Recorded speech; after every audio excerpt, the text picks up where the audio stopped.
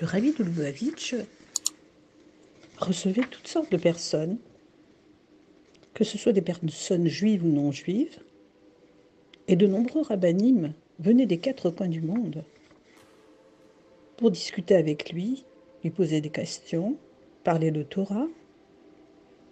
Et ces rabbinim venaient d'horizons très divers. Parmi tous ces rabbinim qui venaient discuter avec le rabbi et qui étaient très attachés au rabbi, commençons par citer le Baba Salé, rabbi Israël Aboursira, qui lui s'est installé en Terre Sainte en 1964, mais avant avait fait des allers-retours entre la France et le Maroc. Et ce qu'on ne connaît pas très bien de lui, par le fait qu'il avait une foi enflammée en la venue du Mashiach, ce qu'on connaît moins bien, c'est son lien avec le rabbi et avec les maîtres du chassidisme, en particulier le Baal Shem Tov et l'Admour Hazaken, le Baal Hatanya. On raconte d'ailleurs à ce propos une anecdote célèbre, comme quoi un Rosh Yeshiva est venu le voir un jour et il a commencé à dire des choses négatives sur le Baal Shem Tov. Le Baba Salé est entré dans une colère noire, il l'a chassé de sa maison, il a fait des reproches à son intendant d'avoir fait entrer cet homme chez lui, et dans un accès de colère, il a dit « Parole de Baba Salé, je ne m'appelle plus comme ça, si sa yeshiva tient, elle ne tiendra pas. » Et le lendemain exactement de cet incident, ce Rosh Yeshiva a reçu une lettre comme quoi sa yeshiva n'avait plus de subvention et elle a dû fermer. Donc il a eu de fréquents séjours en France, et quand il venait à Paris, il se réfugiait à la yeshiva Tomchet Mimim de Brunoy, où il aimait bien étudier pendant les mois d'Elul et de Tishri. Il étudiait, il priait là-bas. Il y a un ouvrage qu'il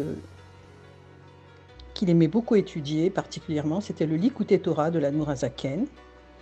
Et on avait choisi le Rav Yeshua Haddad de Milan, le Rav Yeshua Haddad de Milan, qui était sa Chavruta, c'est-à-dire son compagnon d'études. Et il raconte qu'il y avait des moments où le Baba Salé éclatait de rire avec joie en étudiant l'Likutei Torah et s'exclamait « Zalmanou, où donc as-tu trouvé cela ?» Quand il disait Zalmanou, c'était le diminutif de Rabbi Schneur Zalman, l'auteur du Likutei Torah. Le Baba Salé rêvait de s'installer près du Rabbi, à New York, pour hâter la venue de la Géoula.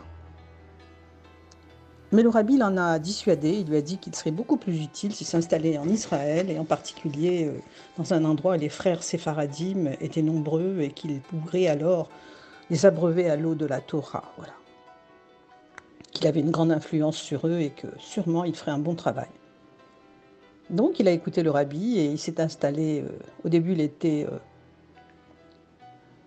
il s'est installé premièrement à Yavne, puis ensuite, en 1970, il est parti à Netivot, dans le sud. Il a soutenu toutes les campagnes du Rabbi le Baba Salé. La campagne des Téphilim, la campagne des bougies de Shabbat, en particulier pour les petites filles, dès l'âge de 3 ans. Et un jour, un rab était entré chez lui et disait « Vous avez vu ça? Les Chabad prétendent que leur rabbi est le Mashiach. » Et Baba Salé a répondu en arabe « Tout lui revient, il mérite tout. » L'Admour de Gour, Rav Pinchas Menachem, avait lui aussi un lien très fort avec le rabbi. Il était le 3e fils, le plus jeune, du rabbi de Gour qu'on appelle le Imre Emet. Et quand il a rendu visite au rabbi et a pu s'entretenir de Torah avec lui, il a été tellement impressionné qu'il a dit qu'il Il aimait bien étudier la chassidoute avec le rabbi. Il était tellement impressionné par la force spirituelle et les connaissances étendues du rabbi qu'il les comparait à celles de son père, qui était déjà un gaon et un géant de la Torah. Il s'était beaucoup attaché au rabbi, avait été très étonné de voir l'importance que le rabbi accordait à l'éducation des filles, qu'il prenait comme étant le fondement de l'édifice de la Torah et de la crainte de Dieu. Parce que c'est elles qui allaient étudier dans leur jeune âge, qui allaient influencer les petits-enfants. Enfin, il disait que tout le peuple d'Israël avait besoin du rabbi, car celui-ci portait tout le pays d'Israël sur ses épaules, en quelque sorte. Parmi les grands gaonim qui ont connu également le rabbi, citons Rabbi Shlomo Zalman Auerbach, qui est issu d'une lignée qui remonte au Toldot Yaakov Yosef, qui était un disciple célèbre du Baal Shem Tov. Donc ce Rav Shlomo Zalman Auerbach est devenu un grand gaon dès l'âge de 25 ans, et on l'a nommé Rosh Yeshiva de la Yeshiva Kol Torah à Jérusalem, près de Bad Bagan. Et il a été rapidement désigné unanimement comme un grand décisionnaire de sa génération. On venait tout le temps le consulter. Il était très très lié au rabbi, à qui il envoyait ses ouvrages pour approbation, et il lui souhaitait régulièrement son anniversaire chaque 11 Nissan. Et dans ses vœux d'anniversaire, il écrivait que Dieu daigne ajouter de nouveaux jours au jour du roi, citant un verset célèbre, verset 7 du Télim 61 du roi David. Un jour, Rav Wolpo, qui lui a offert un exemplaire de son ouvrage, Yehi Ameler, qui signifie « Vive le roi ». C'est un livre qui parle de l'identité messianique du rabbi. Et Rav Wolpo, voulant expliquer le titre, dit « Qui sont les rois? Ce sont nos maîtres ». Le Gaon le fixa intensément d'un regard perçant et répondit « Non, il ne s'agit pas des rois, nos maîtres, mais du roi, dans son sens simple. » Et le Gaon, Rav Mordechai Eliyahu également, avait des grands liens avec le rabbi. On sait que Rav Mordechai Eliyahu était le fils d'un grand kabbaliste qui a quitté ce monde, alors laissant son fils âgé de 11 ans, mais celui-ci avait de grandes dispositions pour la Torah, il étudiait sans cesse la Torah nuit et jour, et rapidement est devenu lui aussi un grand Gaon, et il est même devenu grand rabbin d'Israël. Il a diffusé la Torah non seulement dans sa communauté, mais dans tout le pays d'Israël. Il répondait à toutes les questions qu'on lui posait avec bonne humeur et joie. Il rayonnait d'amour du prochain. Alors il a rendu visite plusieurs fois au Rabbi Mordechai Eliyahu, et il se comportait avec le Rabbi comme s'il était un chassid devant son Rabbi, un chassid devant le nassi de la génération, c'est-à-dire le dirigeant, le prince de la génération. De sa première entrevue avec le Rabbi, il dit « Nous avons pris conscience qu'aucun secret ne lui est caché. » Il parlait du Rabbi. Que ce soit dans le Talmud ou dans la Kabbalah. Et sa compréhension est extrêmement profonde. On a vraiment affaire au prince du palais de la splendeur. Ceci se passait en 1984. 2 ans plus tard, en 1986, il a eu une seconde entrevue avec le Rabbi. Il a dit « Nous nous sentions dans le sanctuaire de la transcendance, en présence d'une grande âme, l'âme de Moshe notre maître.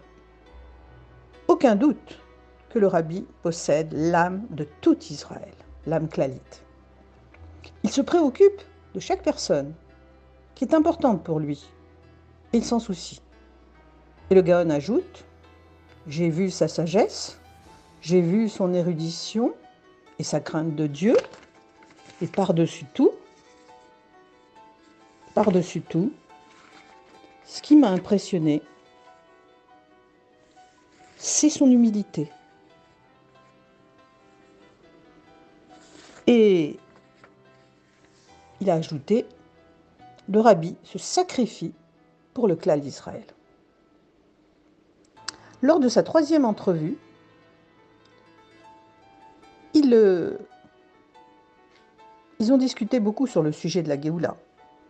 Le rabbi dit « La délivrance se tient sur le seuil de la porte et elle attend de chacun qu'on la fasse entrer dans la pièce, à l'intérieur. » Pour l'anniversaire du rabbi, le 11 Nissan 1992, le Gaon a dit dans son discours « Le rabbi est unique dans sa génération.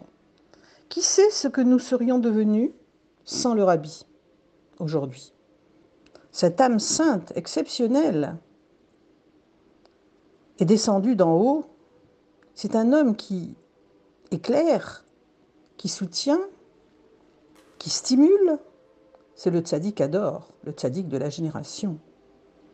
Un saint chassid, un ange de Dieu.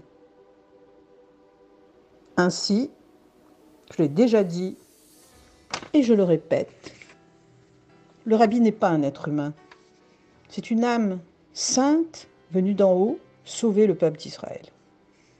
Et le 11 Nissan 1993, à Kfar Abad, le Gaon, Rabbi Mordechai Eliyahu, dit encore, en s'adressant à Dieu, « Père céleste, notre roi, sauve ton fils premier-né, le juste de la génération, qu'il puisse rehausser le pouvoir de la Torah et la propager dans tout le peuple d'Israël et amener la délivrance complète dans l'immédiat présent, Miyad Mamash.